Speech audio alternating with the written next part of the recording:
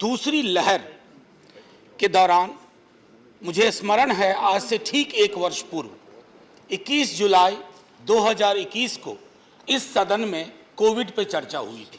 Covid की महामारी से क्या क्या खत्म हुआ, तो कहीं ना कहीं जब मैं आज बोलने को खड़ा हुआ हूं तो ये भी लगता है कि क्या भूलूं क्या याद करूं। सर, उसी दौरान जब सदन में भी चर्चा हो रही थी, मैं बिहार गया था और वहां पर भी जो हम लोगों ने कहर देखा, किसी सरकार का कोई दोष न कह करके एक व्यवस्था के चरमरा जाने के हम साक्षी रहे। हम गवाह हैं उस ऐतिहासिक क्षण के जब हमारे हाथ से चीज़ें फिसल रही थी। तो बिहार विधानमंडल के कुछ सदस्य और हमारे नेता प्रतिपक्ष तेजस्वी जी, हम लोगों ने सोचा कि इस पर कुछ काम किया जाए। उसी दृष्टिकोण से इस बिल का जन्म हुआ जो मैंने पहले कहा, और आज आपके समक्ष इन चीज़ों को लेकर के आया हूँ। स्वास्थ्य को लेकर के हमारा दृष्टिकोण नियतिवादी दृष्टिकोण रहा है। जीवन को लेकर के हमारा दृष्टिकोण इस देश में नियतिवादी रहा है। डेस्टिनी, जान मृत्यु हो गई, उसको जाना था। मैंने 1 वर्ष पूर्व इसी सदन में कहा था कि हमारे जो 2 सदस्य गए इस दुनिया से कोविड की महामारी में, उनका जाना नहीं था। सरकार के खुद के आंकड़ों के मुताबिक 2.25 लाख लोग कोविड के नाम से कोविड में काल कवलित हो गए। सर, मेरा अभी भी मानना है और आप में से अधिकांश लोग मानेंगे कि ये मौत सिर्फ महामारी से नहीं हुई, ये मौतें हुई हैं व्यवस्था के चरमराने से। शायद हमारी व्यवस्थाएं इतनी इलास्टिक, इतनी वाइड, उनका एम्बिट इतना विशाल नहीं था कि वो उस सब चीज को समाहित कर सके जिसने कोविड ने हमें एक चैलेंज के रूप में दिया था। सर, मैं एनएफएसएस का डेटा देख रहा था और वो डेटा हम सब के लिए चिंता का विषय होना चाहिए। किसी राज्य में किसी की सरकार है, केंद्र में किसी की सरकार है, और अक्सर हम इस बात को कह करके आंख मूंद लेते हैं कि स्वास्थ्य तो राज्य के क्षेत्र में है, राज्य का मामला है। सर नहीं, जीवन और मृत्यु हमारे संविधान के अंदर कितने आर्टिकल्स हैं जिसको लेकर के जीवन और मृत्यु के दृष्टिकोण में ये स्टेट, सेंटर और कंकरेंट की अवधारणा को त्यागना होगा। वो क्षण आज है। सर, मैं एनएफएसएस का डेटा, मैं डिटेल डेटा नहीं दूंगा, हमारे माननीय स्वास्थ्य मंत्री जी भी हैं यहाँ बैठे हुए, हम सब वाकिफ हैं कि मैटरनल मोर्टेलिटी रेशियो दुनिया में हम उन देशों में हमारा नाम है जो चिंता का विषय है। नियोनेटल हो, अंडर 5 मोर्टेलिटी रेट हो, ट्यूबरकुलोसिस हो, ओवरऑल लाइफ एक्सपेक्टेंसी हो। सर, ये सरकार के खुद के आंकड़े हैं, ये चिंता का विषय है। ये बिल आरोप प्रत्यारोप के लिए नहीं लाया गया।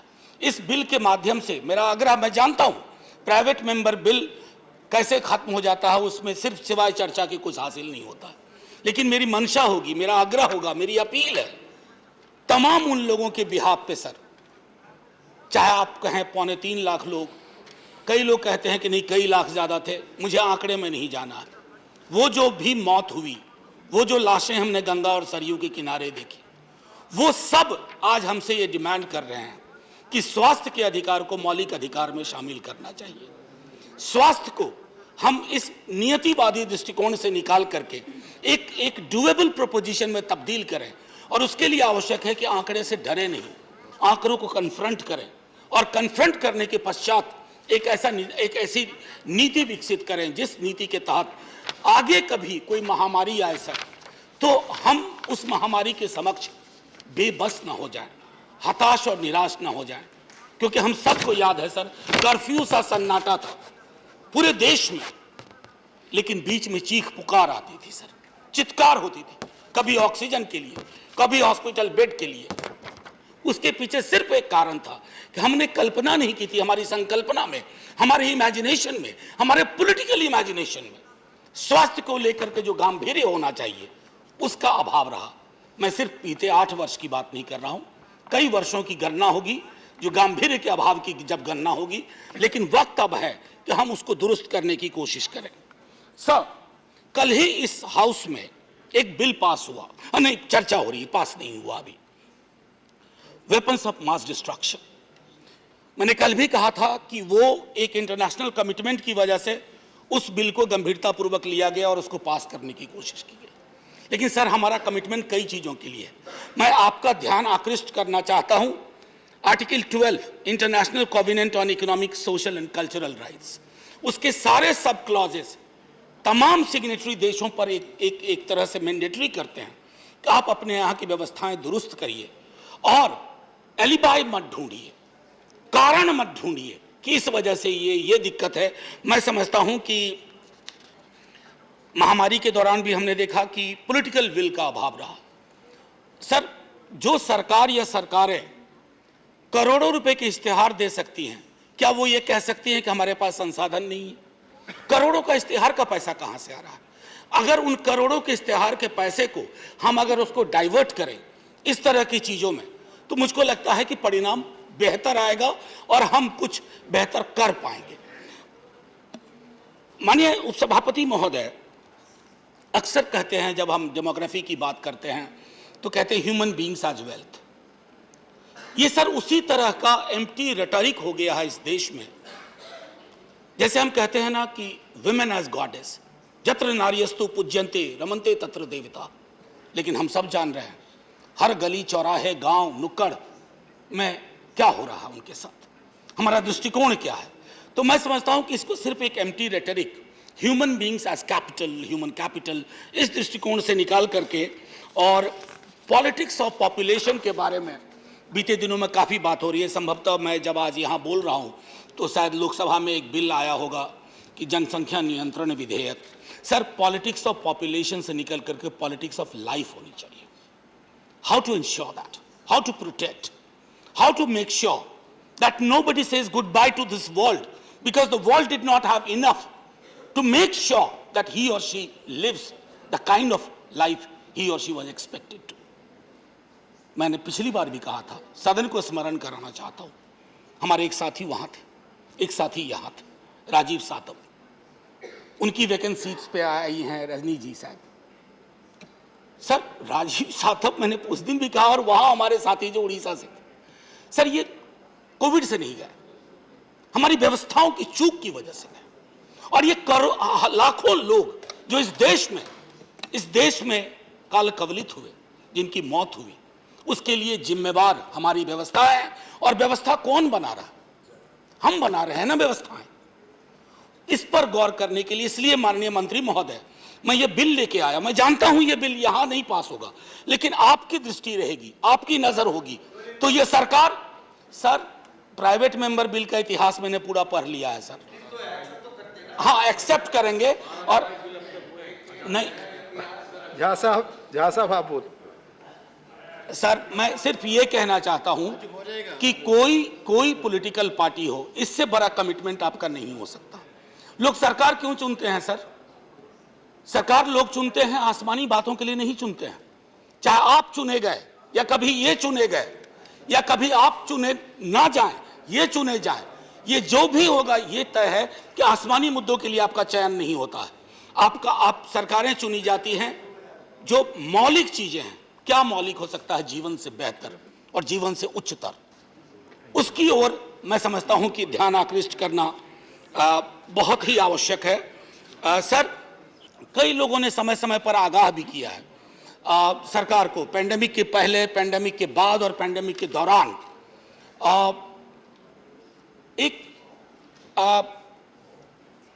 बहुत लोग पता नहीं, पॉल फार्मर एक डॉक्टर थे सर, वो बॉस्टन से पढ़ने के बाद ज़्यादातर समय उन्होंने हैती में लगाया, और वो एक किताब भी बड़ी अच्छी उनके बारे में है, ट्रेसी किडन ने लिखी है, माउंटेन्स बियॉन्ड माउंटेन्स।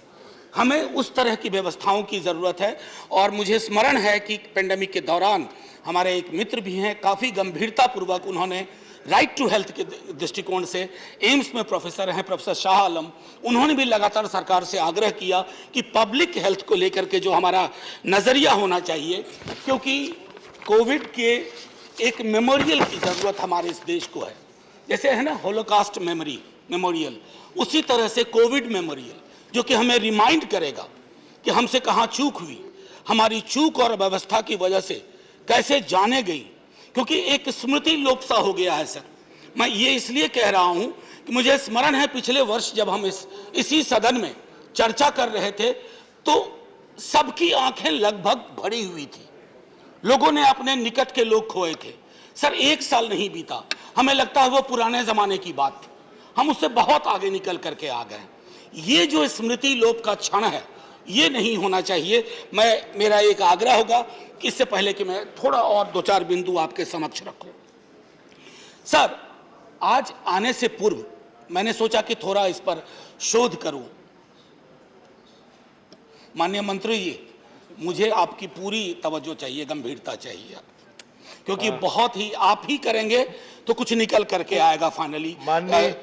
स्वास्थ्य को मौलिक अधिकार के लीडर ऑफ द दृष्टिकोण हाउस आग्रह कर रहे हैं सदस्य कि आप उनकी बात सुने प्लीज। से। बात सुनिए ना सुनिए, सुनते हुए दिखिए बस। एनीवे सर, मैं कॉन्स्टिट्यूएंट असेंबली में देख रहा था 2 सितंबर 1949 को इस विषय पर 2 सितंबर 1949 को इस विषय पर बेहद चर्चा हुई थी, और हमारे एक महत्वपूर्ण सदस्य थे HV कामत, हरिविष्णु कामत। उन्होंने इंटरवेंशन किया था और शुरुआत की थी शरीर माध्यम खलु धर्म साधनम, शरीर माध्यम खलु धर्म साधनम, यानी कि स्वास्थ्य ही वो सीढ़ी है जिससे जीवन की उच्चतम श्रेणी तक आप पहुंच सकते हैं। और उन्होंने इस बात को रखा था कि जो राज्य और केंद्र का मामला होता है, उन्होंने कहा सुनिए, रेत पे अगर इमारत बनाने की कोशिश करेंगे तो मुश्किल होगी।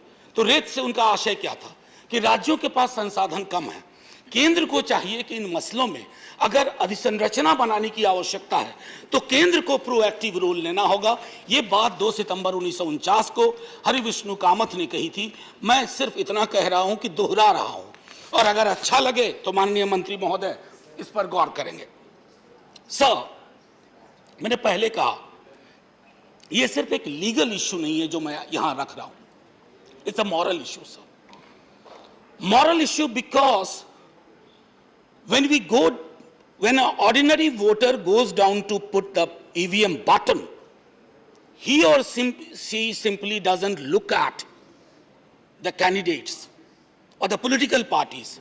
He or she looks at the possibility of widest possible imagination from the person he or she is voting. उसका तात्पर्य क्या है सर? उसका तात्पर्य यह है कि मुझे स्वास्थ्य, रोजगार जैसी चीजों को लेकर के मुझे बेगिंग बोल की लेकर के ना खड़ा होना पड़े। सर, हाल के दिनों में बड़ी चर्चा होती है, मैंने इसी सदन में कहा था, कई दफा लगता है कि कई सारी चीजें रिपीट करनी पड़ती हैं। फ्रीबीज, मुफ्तखोरी, मुफ्त का ये राशन, मुफ्त की दवाई। सर, मैंने कहा था प्लीज, ये आदमी को डिमीन कर रहा है, आपके नागरिकों को। आप वेलफेयर स्टेट हैं अब तक, थैंकफुली, और चूंकि वेलफेयर स्टेट हैं तो इसमें ये मुफ्त शब्द का इस्तेमाल बंद होना चाहिए। अब तक है। मुफ्त शब्द के इस्तेमाल से ना आप बेटास एक मिनट, मुफ्त शब्द के इस्तेमाल से आप एक बड़ी आबादी को डिनाइग्रेट करते हैं, अपमान होता है उनका, और उनके नागरिकों के अपमान का अधिकार हम में से किसी को नहीं है। अरे आप देते क्या है? अनाज, एक वैक्सीन, ये आपकी रेस्पॉन्सिबिलिटी है। अपनी रेस्पॉन्सिबिलिटी को खैरात में तब्दील मत करिए। उत्तरदायित्व और खैरात में बहुत फर्क है। और मैं देख रहा हूं कि अधिकांश राज्य सरकारें भी इसी मॉडल को अपनाने लगी। उनको लगता है ये सबसे बढ़िया मॉडल है। करोड़ों के इश्तेहार छपवाओ लंबे लंबे, और ये बताओ कि आपको हम मुफ्त में ये दे रहे हैं, मुफ्त में वो दे रहे हैं, मुफ्त में वो दे रहे हैं। नहीं साहब, आप मुफ्त में कुछ नहीं दे रहे। एक एक चीज के लिए उस व्यक्ति ने, नागरिक समूह ने पैसे दिए हैं। आज जो हम अट्टालिका खड़ी कर रहे हैं ना सामने, सेंट्रल विस्टा, वो भी उसी गरीब के पैसे, गरीब का भी पैसा उसमें।